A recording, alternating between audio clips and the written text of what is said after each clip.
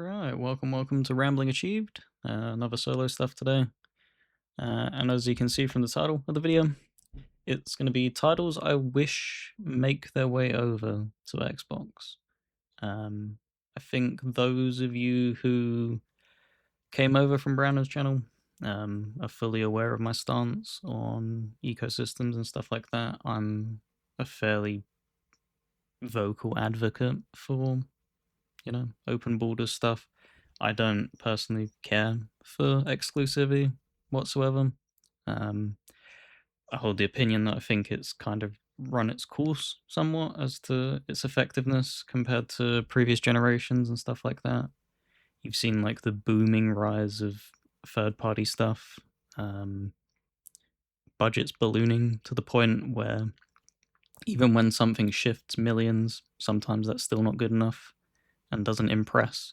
You look at the likes of, Days Gone and stuff like that, which I personally wouldn't brand a failure. You have like Square Enix with their estimates on stuff, and it's just like you have to, in this day and age, just make sure that you're getting to as wide of a public as possible. So yeah, that's just a little rundown. I know some people are going to have thoughts and opinions on it, but it's all in good fun. If these games never come over, they don't come over. But it's just, I think, 5 titles that I would love to see make their way over to Xbox. And we shall kick that off with Neo. This is one where, when I owned a PS4, I did play a little bit of it. I was much more focused on going through Bloodborne and other games, so I think I made it about probably about halfway through the game, and I enjoyed it for what it was. But it didn't fully grip me. But having played Wolong back in, I think, 2023, around about then, 2024, I really do enjoy their style of games. It clicked with me, and I'd love to go back and play Neo, given it's Team Ninja. Really, really enjoyed Wolong, so it's going back and looking at the memories, it's like, yeah, you probably should have stuck with it, because I had the same thing with Wolong. I didn't click with it in the opening few hours as I did when I was getting to the end of the playthrough. And I think I felt the same way with Neo. Like, I enjoyed it for what it was, but it didn't grip me. And I think I should have stuck with it a little bit longer, and given it a good fair shot, because yeah, I think I got to around about halfway through. Maybe it was probably a little bit shorter than that, but I would love to see this make its way over. Just love their style of games. I love their mixture blend of a Souls-like and the design philosophy that's kind of similar to like a looter shooter, with how they handle their gear and stuff like that. Constantly vomiting loot pinatas of enemies, kind of like Borderlands does and stuff like that. So yeah, I'd love to see Neo make their way over. That'll be the first one. Next up is a very recent title, which I'm kind of a little bit surprised didn't launch on Xbox, but here we are. I think it also didn't launch on Switch, and it's day one. I think it was PC and PlayStation only. But this is from the teams that you expect to make great Telltale games, of the original ones of like The Wolf Among Us, The Walking Dead, and stuff like that. And this is them doing what they know best and doing it at their best. From what I've seen and heard, really took the world by storm. And yeah, would just like to get my hands on it, play through it, and see what all the hype is about, because it's, from what I've seen, kind of stepping into the same realm as like The Boys, and I really did enjoy The Boys because it was a very brutish, and yes, it's obviously fiction, but like a much more realistic take on what you would probably assume superheroes, in quotation marks, would actually act like in a real world scenario, rather than just everybody has a golden boy personality, and that seems to be what's going on here. There's a little bit more nuance and, you know, not totally leaning into cliche, and it seems to have a good amount of humor, which I always appreciate. So yeah, Dispatch. I assume it'll make its way over. This is one of the more likely ones. I don't think that it was obviously a priority for them. These games, I think they're also themselves shocked as to as well as it did, given how many of them do struggle towards the end, because you don't really see an episodic game maintain its hype from beginning to end, other than that first Walking Dead game, the first season. It kind of maintained that.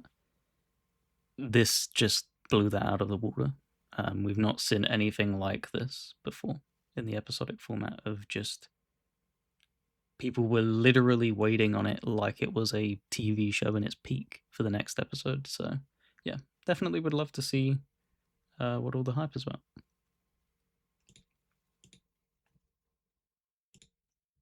Accidentally double clicked there. Next up, Death Stranding 2. This is, I think, one of the biggest ones out there that I'm kind of disappointed they didn't coincide a release with, given that they ported it to Xbox in the end, the first game. A little bit of a weird one, that, but I think that's going to be the new format for a lot of games of this ilk. Just releasing it and then releasing it on other platforms 6 months, 12 months later. I think that's perfectly fine. It makes sense. It's kind of the best of both worlds. Make sure that those that don't have the patience to wait pull into your ecosystem, and then those that really don't mind waiting, still don't get screwed over and are rewarded, and you're also able to tap into that player base. Yeah, took me a few attempts to get into the first Death Stranding game for sure. But when I did finally beat it last year, I really did fall in love with it. I loved it for what it was, and it was just kind of insane that he doesn't really ever miss. No matter how weird he writes his stories, no matter how obtuse the gameplay is, he just always seems to find a way of making things compelling and interesting to stick with, explore, and just be part of that journey of like what is going on through this guy's mind. Because it's just bizarre weirdness turned up to 11. Heard that it's a lot more pushing in the gameplay factor as well, which is always welcome. Definitely something that the first game got like heavily criticized for, which I think is a little bit, it's slightly disingenuous. You do get to a certain point where like the opening is, it doesn't give you particularly many options, but you do get combat sequences and big flashy moments later on in the game. You kind of just have to earn them, which a lot of people didn't seem to be all too happy with. But yeah, really cool that it seemed to also resonate a lot more with people as well the second time around. I think people were able to breathe with that first game and get through it when they wanted to get through it, given it's quite a long journey. And yeah, would love to see this over on Xbox.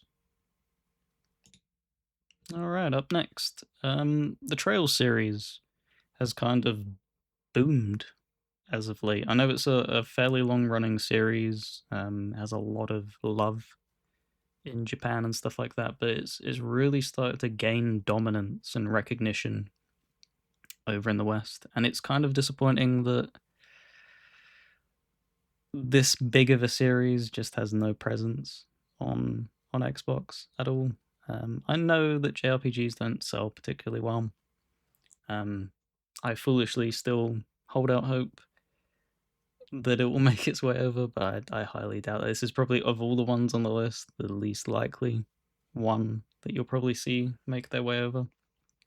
and probably the one that I'm most envious of that isn't on the likes of Xbox, because it's just so damn good from what I've heard, and it's great to see that their remakes are taking off as well.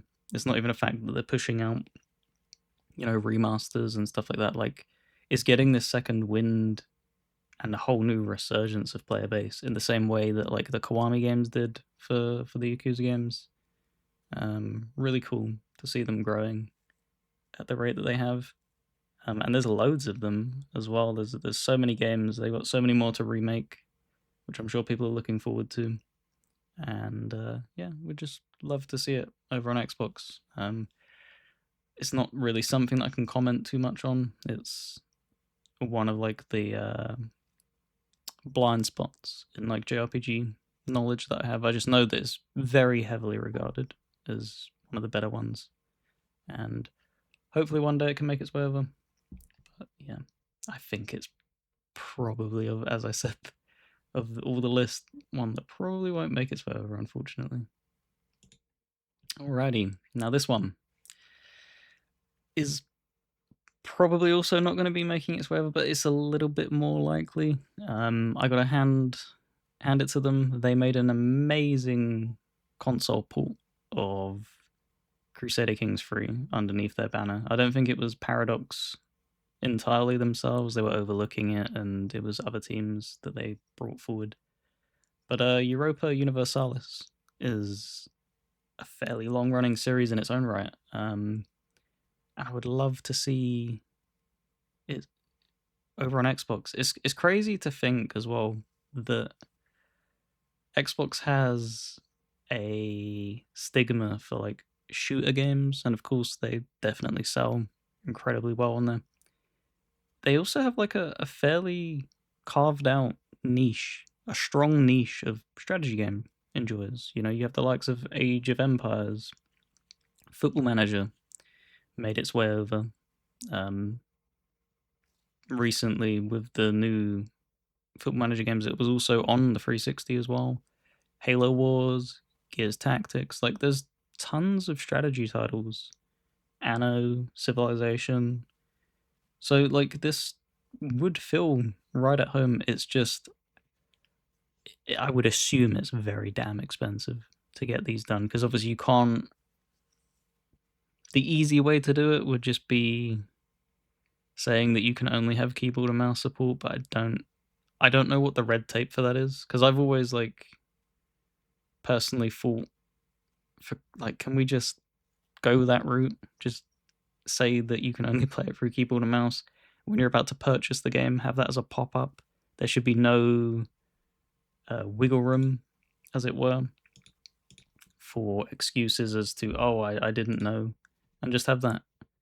And add controller support down the line. But I can see why, you need to, if you're selling a console, you kind of want all your games to work on it. But yeah, I'd hope that Crusader Kings 3 did well enough for them that they could perhaps pursue this a few years down the line. Because this is one of the few like grand strategy games I've not had the chance to try out, and Crusader Kings 3 has eaten hundreds and hundreds of hours of my life, so I'd happily have another Paradox RPG that eats hundreds and hundreds. Oh, Stellaris as well. There's another one from them. So yeah, there we go. Just a nice quick brief. I think there's 5 titles I'd love to see over on Xbox. Obviously, as I said, I advocate for any games to go anywhere. I'd happily trade a few. You can have some of ours if we can have some of yours. But yeah, there we go. So that'll be it. If you wanna join a Discord of like-minded gamers such as yourself, make sure to pop a comment down below, and I'll hit you back with a link. And if you somehow stumbled upon here before Brandon, make sure to go check out the description down below. His channel will be linked. He does awesome solo content, and we do frequent collaborative content over there as well as here. So yeah, be sure to check that out. But thank you very much for watching, and see you in the next one.